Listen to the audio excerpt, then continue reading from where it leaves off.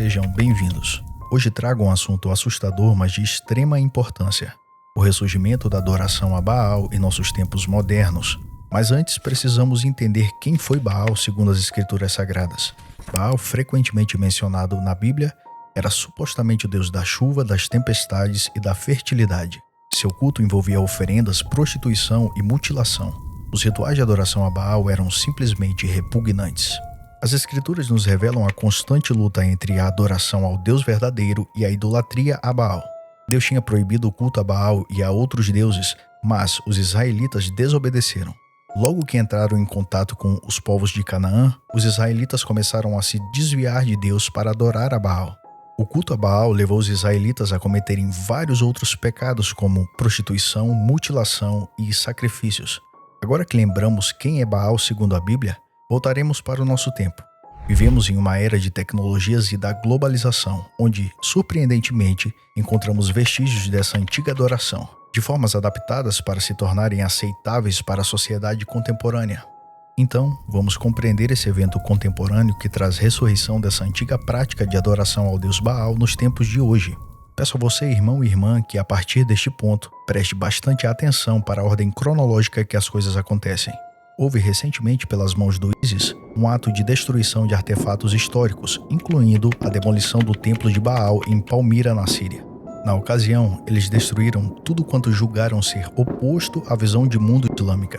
Junto com o templo também destruíram o arco de Palmira, que representa o portão de entrada para o templo de Baal.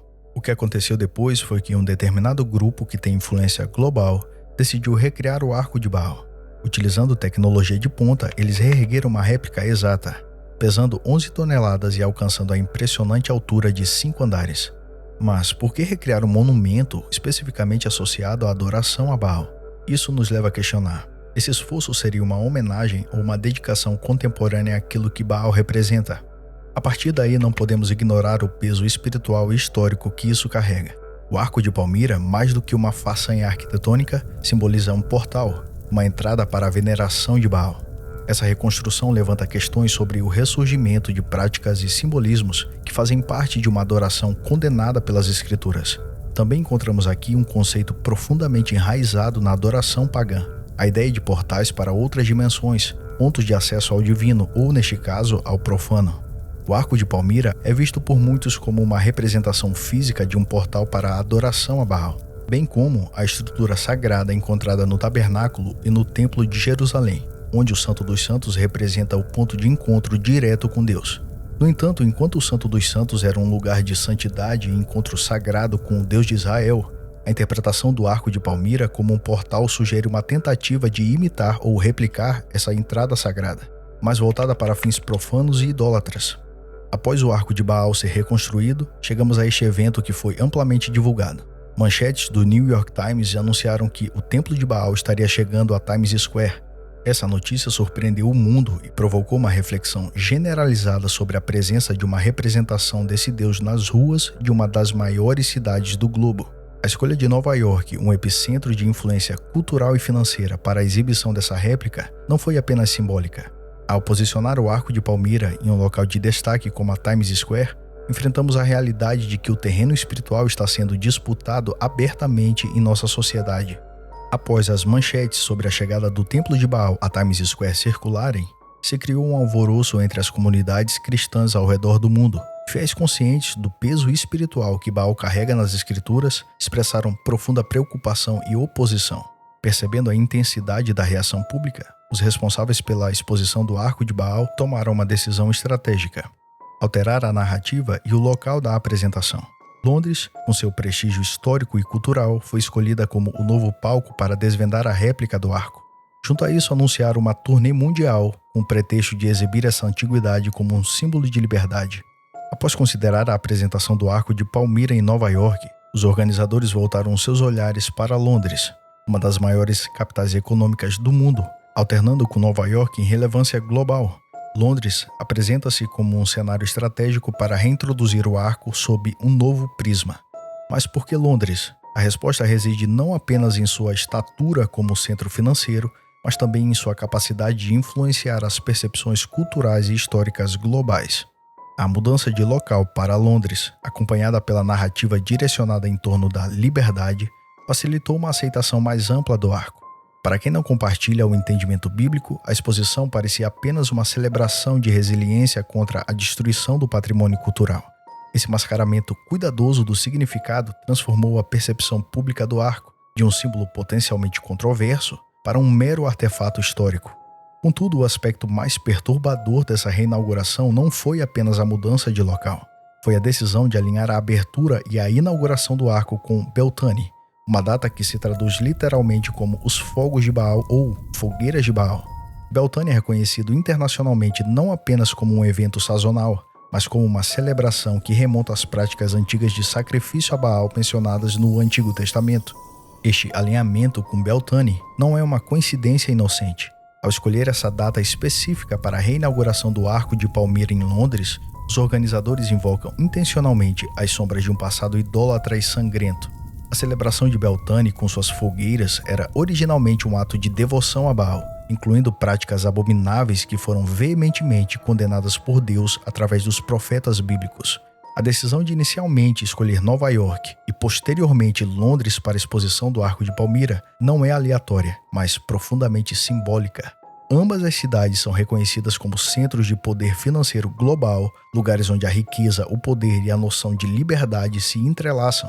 Mas o que isso tem a ver com a adoração a Baal? Baal, nas antigas tradições, era visto como um deus da fertilidade, das chuvas e, consequentemente, da prosperidade agrícola. Com o tempo, essa deidade passou a simbolizar poder e riqueza. Assim, ao associar a reconstrução do Arco de Palmira a esses centros de influência financeira global, é uma mensagem subliminar de poder, riqueza e uma liberdade que, na verdade, revela uma adoração pagã. É a insinuação de que as mesmas forças que moviam as antigas culturas pagãs podem ser reverenciadas mesmo que de forma velada nos dias de hoje.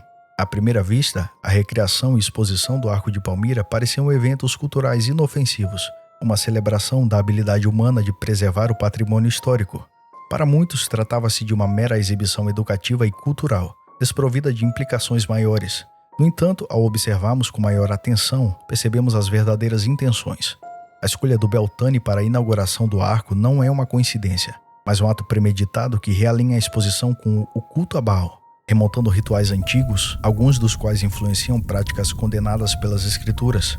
É uma tentativa de introduzir sutilmente velhas práticas pagãs em nossa sociedade contemporânea. Depois de Londres e de Nova York, o Arco de Baal chega a Dubai, nos Emirados Árabes Unidos. Dubai se torna então o novo palco para a exibição do arco, marcado propositalmente para a abertura da Cúpula de Governança Mundial. Esta cúpula reuniu mais de 4.000 líderes e representantes de 130 nações, incluindo personalidades influentes como Elon Musk e Barack Obama, este último tendo um papel fundamental na iniciação do Conselho da Governança Mundial. Estamos tentando reunir todas as nações do mundo sob o mesmo guarda-chuva, revelando uma ambição de unificação global. A frase proferida de reunir todas as nações sob o mesmo guarda-chuva nos remete à promessa bíblica do Anticristo, um líder que buscará unificar o mundo sob sua liderança, desafiando diretamente os princípios cristãos. A conjunção deste evento em Dubai, portanto, não deve ser vista como uma coincidência. Representa de forma mais ampla a materialização do espírito do Anticristo por meio do globalismo. Este espírito busca diluir as fronteiras nacionais, culturais e, mais perigosamente, espirituais, promovendo uma agenda que, embora mascarada de união e progresso, afasta as nações dos fundamentos bíblicos.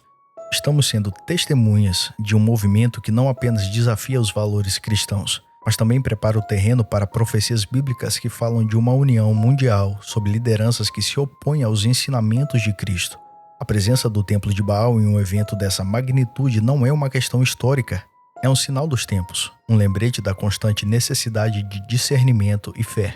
Vamos caminhar rapidamente pela linha do tempo desses eventos que começaram em Londres, um dos maiores centros econômicos globais, onde o arco foi exposto alinhando a sua inauguração ao Beltane, que simboliza rituais antigos de adoração a Baal. Depois, Nova York, outra potência econômica mundial, revela a intenção de posicionar esse símbolo pagão em locais de influência e poder. Nova York, assim como Londres, representa um epicentro de decisões econômicas globais, onde a presença do arco simboliza a penetração de valores antigos em um novo coração mundial. Depois, em Dubai, a porta de entrada entre a África, a Ásia e a Europa. O arco não foi apenas exibido, mas fez parte da abertura da cúpula de governança mundial. A presença de líderes globais e a discussão sobre unificar as nações sob um mesmo guarda-chuva ressoa com a agenda globalista e o espírito do anticristo mencionado nas profecias bíblicas. É uma narrativa que sugere um ato simbólico de marcação de território, não por nações ou culturas, mas por Satanás buscando afirmar domínio. Chegamos então ao capítulo final dessa turnê mundial de Baal. Florença, a joia renascentista da Itália, serve de palco para o último ato dessa narrativa, a abertura da Conferência do G7. Este evento em Florença, na Itália, deixou de ser apenas um encontro de líderes mundiais para discutir o futuro econômico e político global. É a cena final onde o arco, um emblema de adoração pagã, faz sua aparição mais audaciosa. A Conferência do G7, conhecida por reunir as nações mais industrializadas do mundo, é vista como um fórum para moldar políticas e direções futuras. A presença do Arco de Palmira na abertura deste evento não é um mero acaso ou escolha estética. É um gesto carregado de profundo simbolismo, reafirmando o padrão de marcação de território.